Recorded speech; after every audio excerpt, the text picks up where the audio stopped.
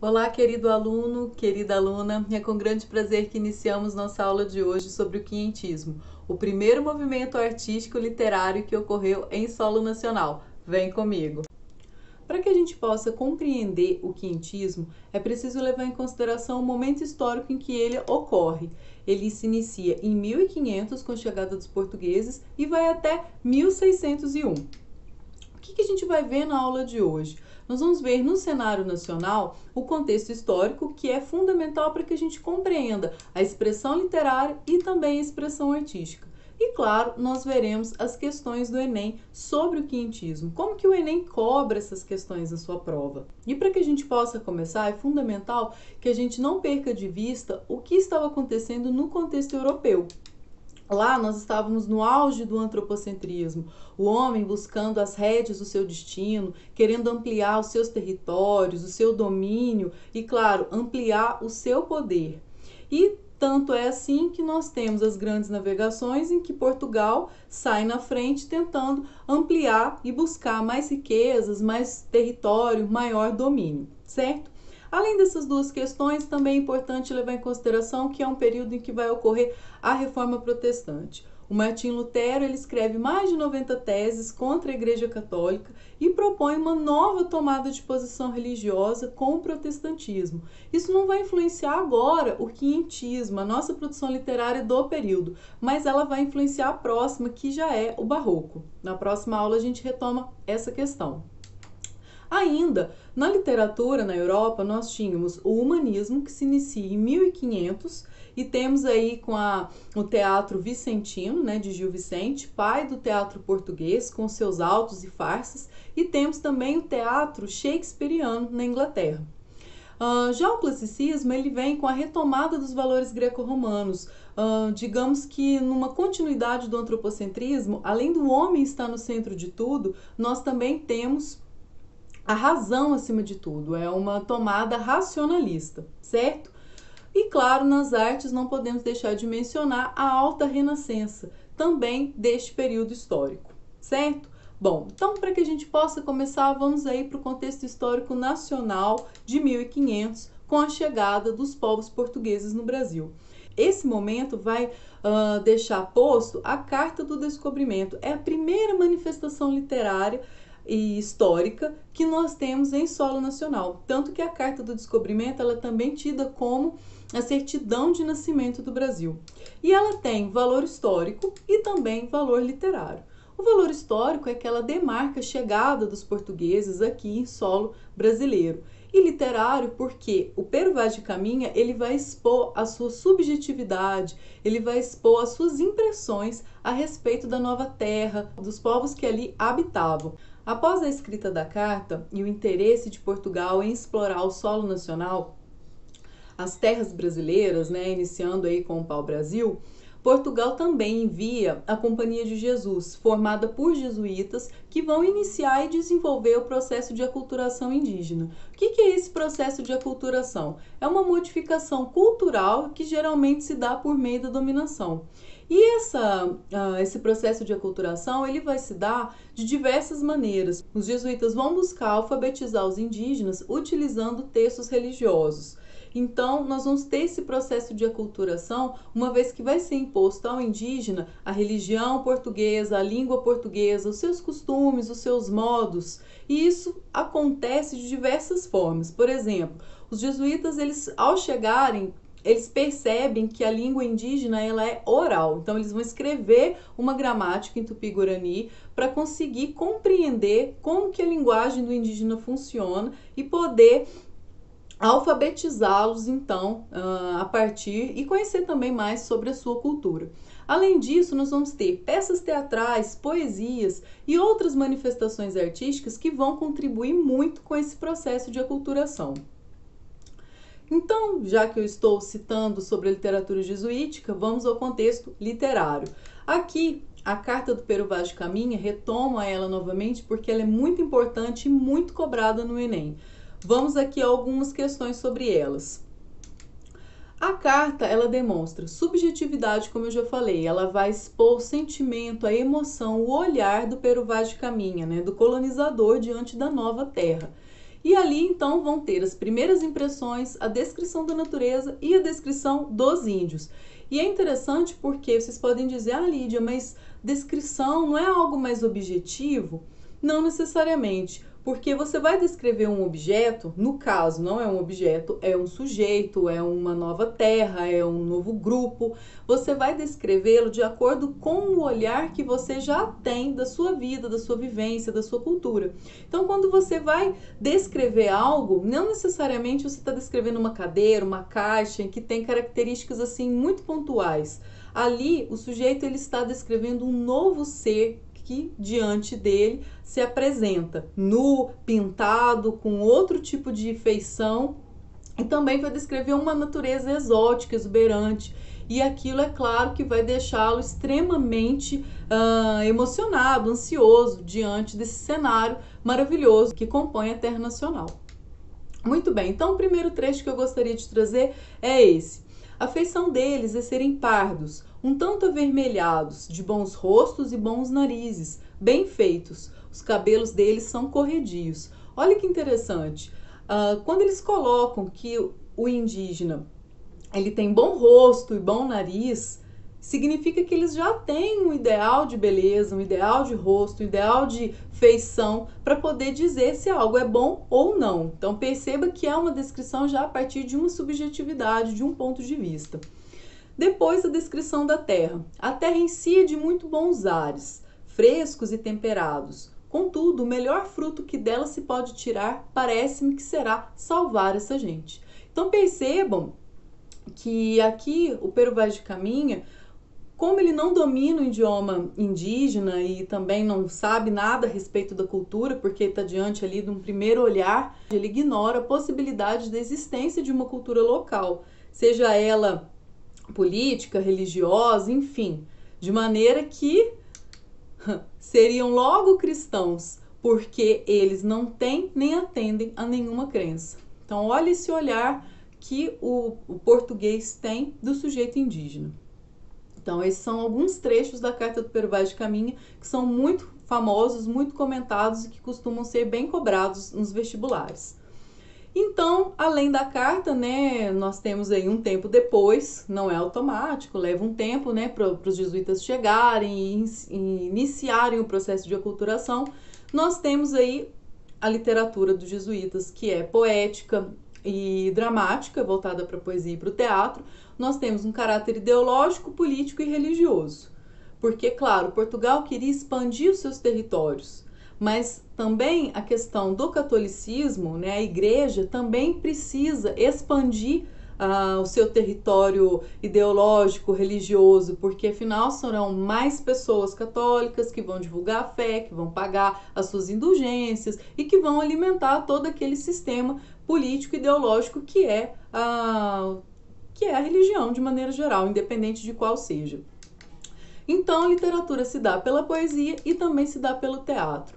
E à medida que os jesuítas vão permanecendo na cultura indígena, eles vão observando os seus costumes e a partir disso eles vão utilizar essas questões culturais para escrever a poesia e o teatro. Então, grande parte das representações dramáticas vão levar em consideração, por exemplo, a descrença no pajé, aos rituais e determinadas práticas consideradas pagãs que devem ser desprezadas, enfim. Então a poesia e o teatro vão ter esse caráter ideológico de aculturação. Bom, ainda a gente tem também literatura de informação. Essa literatura, ela era produzida, ela não é arte, tá? Ela não é uma produção artística, ela influencia a produção artística, mas ela não é arte. Ela é composta por escritos de viajantes, de pessoas que acabam indo e vindo nas naus e acabam conhecendo a cultura indígena e não só isso, mas também vão conhecendo a fauna, a flora, porque nas frotas também vinham biólogos, botânicos, loucos para descobrir as nossas diferenças naturais e as possibilidades, né, que tinha no Brasil. Então essa literatura de informação ela vai ser composta por esse tipo de textos, de informação mesmo a respeito da nova terra. Então, textos descritivos e informativos sobre a nova terra e crônicas de viagem, que vão apresentar as experiências desses sujeitos que saem da Europa e vêm se aventurar em terras brasileiras. E é interessante porque essa literatura de informação ela vai influenciar as gravuras, as pinturas que vão ocorrer nesse século, e daqui a pouquinho a gente vai ver mais sobre isso. E agora a gente já entra aqui com uma questão do Enem de 2013.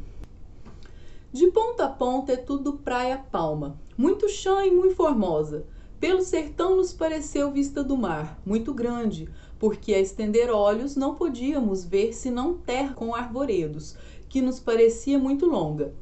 Nela, até agora, não pudemos saber que haja ouro, nem prata, nem coisa alguma de metal ou ferro, nem lhe o vimos. Porém, a terra em si é de muito bons ares.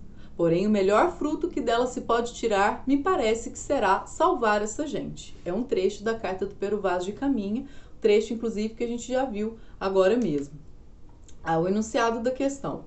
A carta de Pero Vaz de Caminha permite entender o projeto colonizador para a nova terra. Nesse trecho, o relato enfatiza o seguinte objetivo. Letra A. Valorizar a catequese a ser realizada sobre os povos nativos. Letra B. Descrever a cultura nacional para enaltecer a prosperidade portuguesa. Letra C. Transmitir o conhecimento dos indígenas sobre o potencial econômico existente. Letra D. Realçar a pobreza dos habitantes nativos para demarcar a superioridade europeia. Ou letra E. Criticar o modo de vida dos povos autóctones para evidenciar a ausência de trabalho. Bom, se você precisa um pouquinho mais de tempo para responder essa questão, eu peço para que você pare o vídeo, porque eu vou dar a resposta agora mesmo. Vamos lá? Bom, a resposta correta é a letra A. Valorizar a catequese a ser realizada sobre os povos nativos. Sobre essa questão, é importante vocês observarem o seguinte. Não é uma questão que você já pode ir direto para as alternativas. É preciso que você leia o texto para que você consiga responder. O texto aqui não é meramente ilustrativo. Ele é importante para a sua resposta. Algumas questões aparecem o texto ilustrativo. Então, é interessante você já ir direto para as alternativas. Nesse caso, é importante ler o texto para que você consiga chegar à resposta correta. Bom, a letra B diz que o trecho enfatiza o objetivo de descrever a cultura local para enaltecer a prosperidade portuguesa. Não é isso que é posto. É descrito a natureza e descrito a necessidade, né? Que embora haja bons frutos, o maior fruto vai ser salvar o índio. Então aqui nós temos uma ideologia religiosa, catequética, posta aí, como coloca na letra A. A letra C, transmitir o conhecimento dos indígenas sobre o potencial econômico existente. Não fala isso, esse trecho. Realçar a pobreza dos habitantes nativos para demarcar a superioridade europeia. Também não. E criticar o modo de vida dos povos autóctones para evidenciar a ausência de trabalho. Não é sobre isso o que a carta coloca, né? Muito pelo contrário. Bom, dando continuidade, uma outra questão de 2001.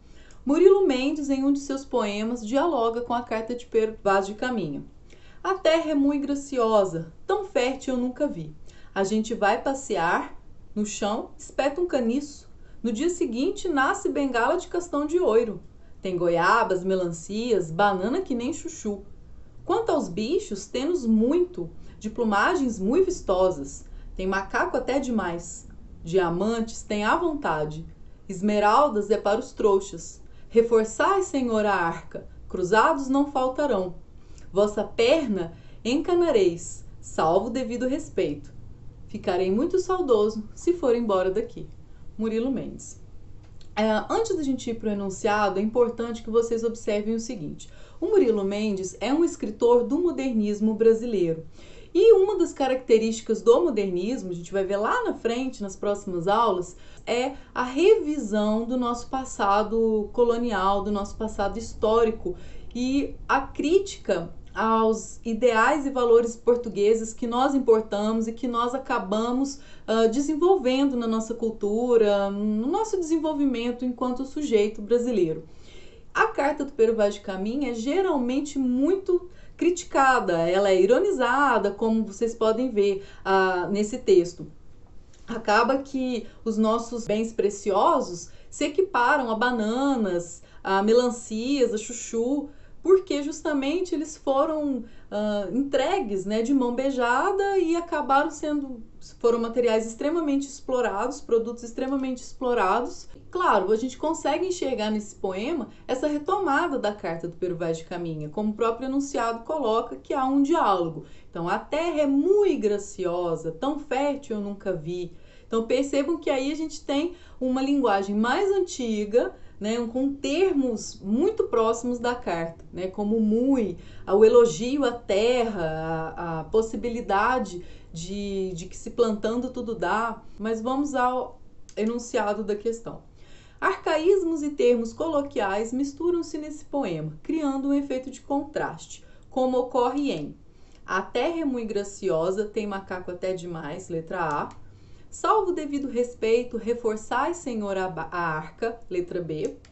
A gente vai passear, ficarei muito saudoso, letra C. De plumagens muito vistosas, bengala de castão de ouro, letra D. No chão espeta um caniço, diamantes tenha vontade, letra E. Se você quer mais um tempinho, para o vídeo que eu vou dar a resposta. O enunciado diz arcaísmos e termos coloquiais. Arcaísmo são termos antigos, arcaicos, como por exemplo mui, posto no texto, oiro. E quais são as alternativas que apresentam esse arcaísmo? A letra A e a letra D. Nós temos o mui e o oiro. Também pede termos coloquiais, certo? E aonde aparece esse termo coloquial? Na letra A. Tem macaco até demais.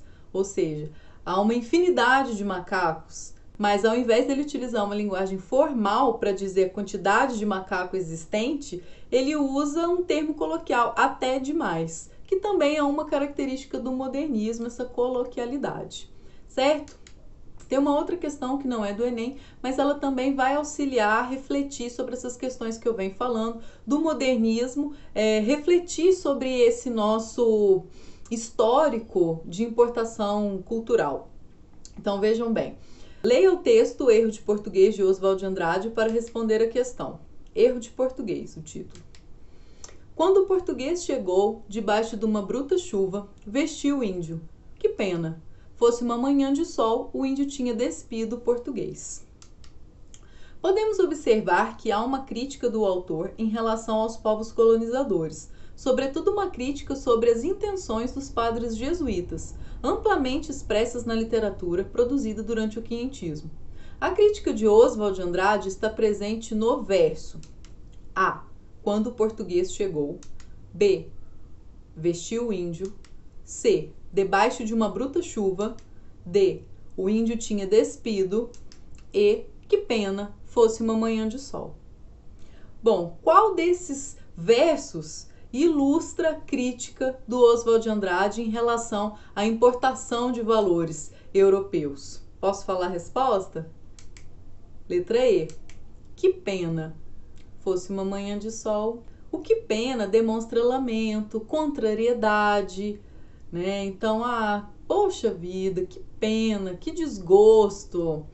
Fosse uma manhã de sol, ou seja, o lamento. Poderia ser o contrário. Então, aqui, esse que pena, ele demonstra essa crítica, né, dessa imposição cultural que o indígena sofreu.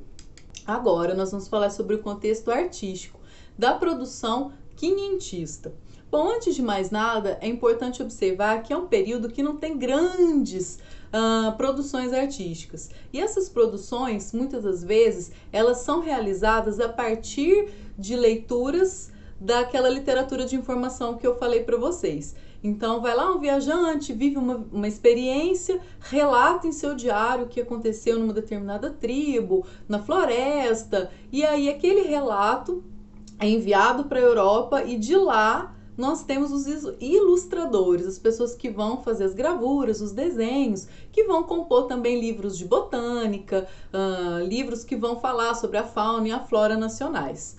Então, é uma produção que vai tomar como base o dizer de outro. Então, esse artista que está ali produzindo, ele não necessariamente vivenciou ou esteve no Brasil durante esse período de 1500 a 1601.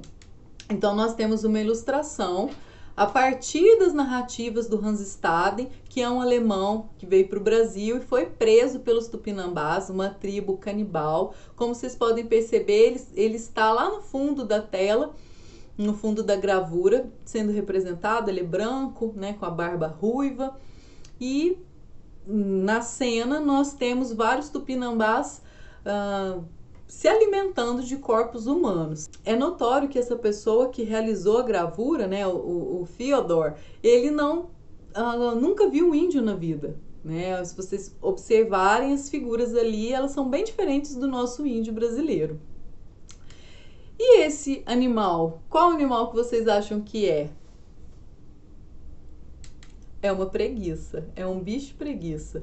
Ah, Lídia, mas não tem nada a ver com bicho preguiça. Não tem. Mas a pessoa que fez essa gravura, o Frei André, ele realizou a partir de uma descrição feita por alguém que esteve em solo nacional, viu o bicho preguiça, achou, né, uma loucura, fez a descrição que tinha rosto de criança, mas o corpo peludo, e foi fazendo aquela descrição maluca e até chegar na pessoa que vai fazer a ilustração nesse desenho. Existem muitos desenhos que vão retratar as descrições dos nossos botânicos, biólogos que estiveram aqui no Brasil. Então tem até um bichinho preguiça ali na árvore, que a gente não consegue identificar muito bem se é uma criança, se é um macaco, enfim. Então essa é a produção artística do período quinhentista. É claro, existem muitas outras, mas muitas não são catalogadas ou não chegaram até nós. O que nós temos também é uma produção artística sobre esse período quinhentista. Isso quer dizer que essas pessoas que produziram essa expressão artística, elas não produziram durante o 1500 a 1601, elas vão produzir depois, a respeito desse período anterior. Então aqui para vocês eu trago a Mulher Tupi, que é de 1641, 40 anos depois, do Albert Eckroth. Então aqui a gente tem uma figura indígena, um tanto quanto idealizada a partir do olhar de uma pessoa que ouve dizer, que imagina como seria, né, a figura indígena.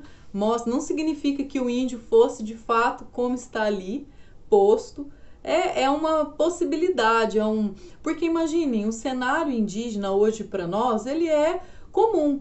Naquele período era algo extremamente exuberante, e o sujeito que vivia na Europa fazia 1001 narrativas e imaginava o sujeito indígena de formas muito diferentes, muito diversas.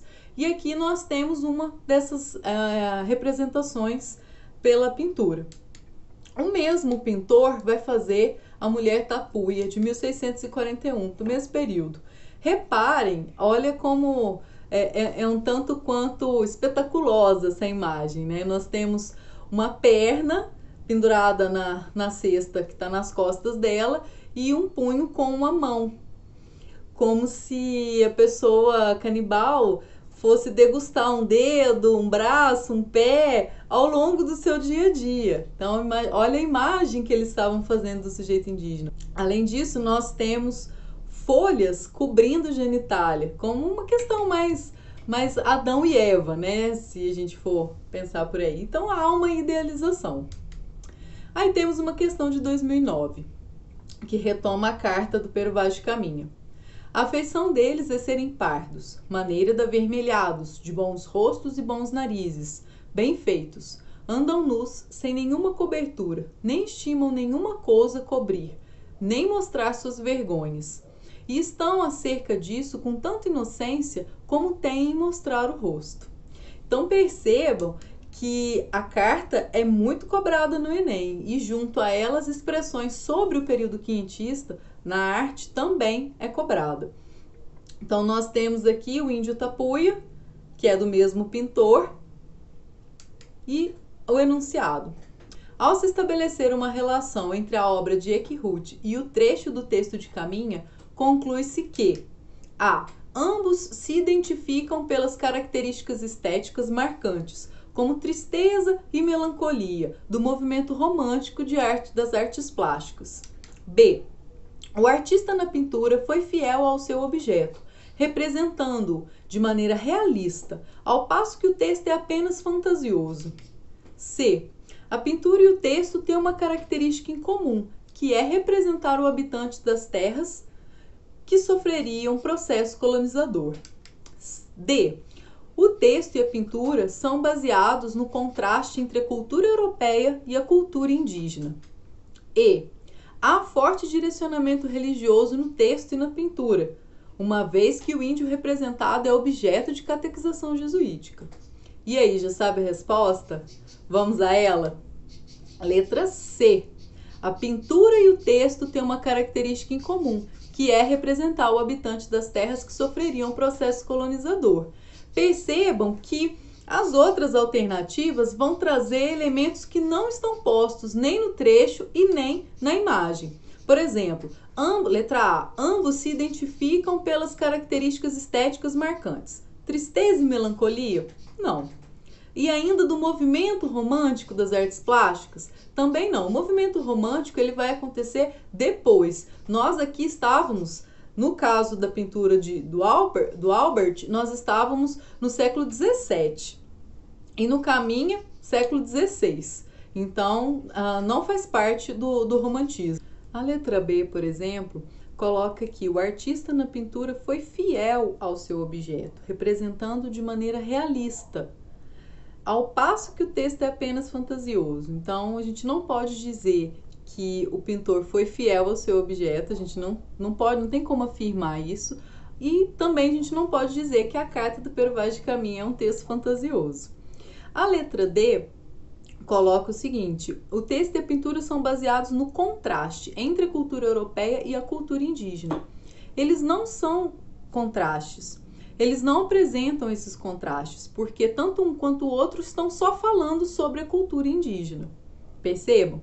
E a letra E? Há forte direcionamento religioso no texto e na pintura. Nem preciso ler o resto, porque por mais que vocês digam, Lídia, mas houve a catequização jesuítica, mas não está falando aqui. Então a gente precisa atentar ao contexto da questão. Aqui não está sendo mencionada a questão religiosa, certo? Como já foi na questão anterior.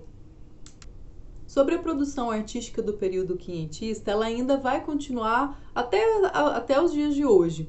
Como, por exemplo, essa pintura de 1904, que retrata o desembarque de Cabral em Porto Seguro, por Oscar Pereira da Silva. Então aqui tem uma possibilidade, uma ideia que se faz a respeito desse primeiro contato entre os índios e os portugueses. Ainda, nós temos uma produção a respeito do período quinhentista muito famosa, que é a primeira missa no Brasil, retratada por Vitor Meirelles em 1861. Reparem nessa pintura. O que nós temos? Portugueses ao centro, com uma cruz, realizando a primeira missa em solo nacional, a partir das descrições e da narrativa do Pero Vaz de Caminha na carta. Essa tela, ela coloca, tanto a tela quanto a narrativa, colocam os índios, numa postura um tanto quanto passiva, observadora desse rito católico diante dos olhos deles. Essa passagem é muito importante e ela vai ser retratada por outros pintores, como, por exemplo, o Cândido Portinari, em 1948, ele então produz a primeira missa no Brasil. Aqui a gente já tem um outro olhar sobre esse acontecimento histórico. Nós não temos os índios postos na tela, não tem a cruz também no centro, como vocês podem perceber, e o semblante, a forma como as pessoas são retratadas, demonstram uma introspecção, um sofrimento. Há inclusive umas pessoas retratadas de uma forma cadavérica, como vocês podem perceber. E nós temos uma outra questão do Enem de 2009. Foi um Enem cancelado, mas ainda assim é uma questão muito interessante para que a gente possa observar essa produção artística quinhentista. Distantes uma da outra, quase 100 anos, as duas telas seguintes, que integram o patrimônio cultural brasileiro, valorizam a cena da primeira missa no Brasil, relatada na carta de Pero Vaz de Caminha. Enquanto a primeira retrata fielmente a carta, a segunda, ao excluir a natureza e os índios, critica a narrativa do escrivão da Frota de Cabral. Além disso, na segunda, não se vê a cruz fincada no altar. Aí nós temos as duas imagens reproduzidas, né, conforme a questão do Enem. Vamos ao enunciado da questão. Ao comparar os quadros e levando-se em consideração a explicação dada, observa-se que a influência da religião católica na catequização do povo nativo é objeto das duas telas. B. A ausência dos índios na segunda tela significa que Portinari quis enaltecer os feitos dos portugueses. C. Ambas, apesar de diferentes, retratam o mesmo momento e apresentam uma mesma visão do fato histórico. D. A segunda tela, ao diminuir o destaque da cruz, nega a importância da religião no processo dos descobrimentos. E. A tela de Victor Meirelles contribuiu para uma visão romantizada dos primeiros dias dos portugueses no Brasil. E aí, já sabem qual é a resposta? Vamos a ela. Letra E. A tela de Victor Meirelles contribuiu para uma visão romantizada dos primeiros dias dos portugueses no Brasil. Na letra A, por exemplo, a influência da religião católica na catequização do povo nativo é objeto nas duas telas. Não há a influência da catequização, porque num primeiro momento, na tela do Victor Meirelles, por exemplo, nós não temos a catequização indígena ainda. Eles estão apenas observando um rito que eles não fazem a menor ideia do que se trata. Então, não é ainda um processo de catequização. A letra B coloca que a ausência dos índios na segunda tela significa que Portinari quis enaltecer o feito dos portugueses. Não, também não. Quis demonstrar, né, numa possibilidade de sentidos, que aquele rito era para os portugueses, tanto que ele retira os índios da tela.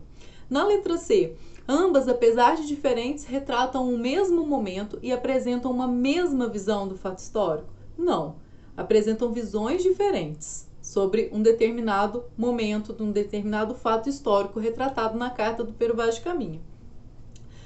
Letra D. A segunda tela, ao diminuir o destaque da cruz, nega a importância da religião no processo dos descobrimentos. Essa questão ela já foge um tanto, porque ela coloca dos descobrimentos, então tem mais de um. Então, além do descobrimento do Brasil, por exemplo, a gente pode pensar no descobrimento de outros países.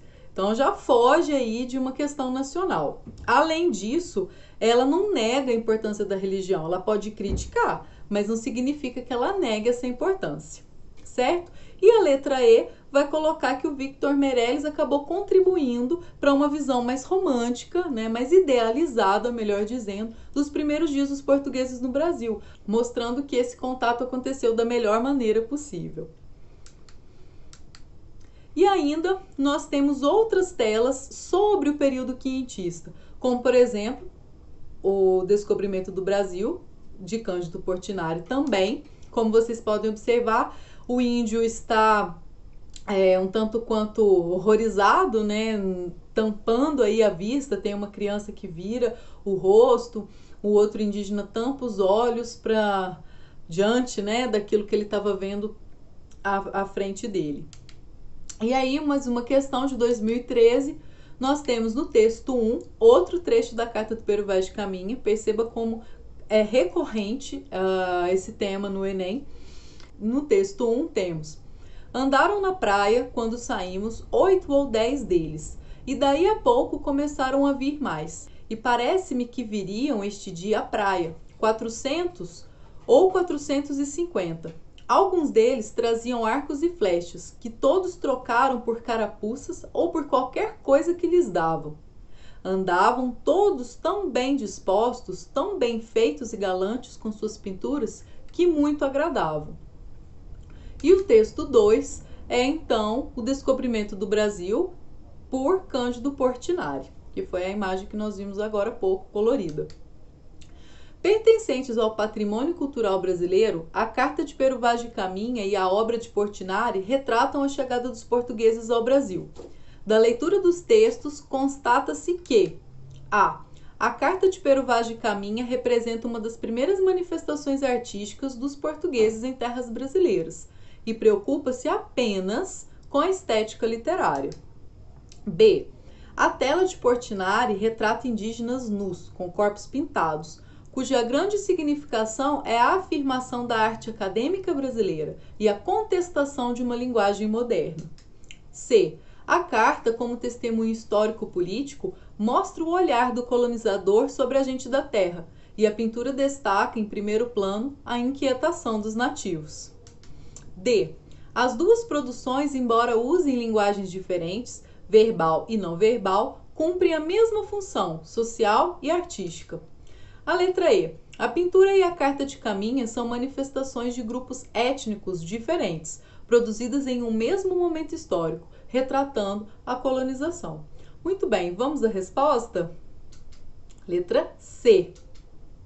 A carta, como testemunho histórico-político, mostra o olhar do colonizador sobre a gente da terra, e a pintura destaca em primeiro plano a inquietação dos nativos. Observem a letra A. A carta de Pero Vaz de Caminha representa uma das primeiras manifestações artísticas dos portugueses em terras brasileiras e preocupa-se apenas com a estética literária. Eu acho que não, hein? Ela se preocupa em observar se tem ouro, se tem prata, se Portugal pode lucrar com o domínio daquela terra, com a expansão do seu território. Ela vai muito além de uma preocupação estética literária. A letra B. A tela de Portinari retrata indígenas nus com corpos pintados, cuja grande significação é a afirmação da arte acadêmica brasileira e a contestação de uma linguagem moderna. Para que você possa enxergar que essa alternativa é errada, é preciso ter um conhecimento a respeito do modernismo. Então, além das características modernistas que eu já citei, que são a crítica à nossa importação cultural, né, dos valores europeus, e o uso de uma linguagem mais popular, mais coloquial, o modernismo também busca questionar a arte produzida dentro das academias.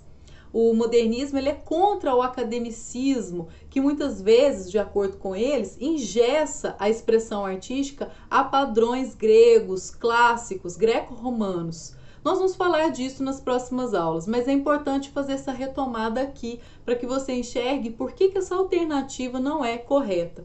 Além disso, nós temos a contestação de uma linguagem moderna. Não, nós não temos uma contestação.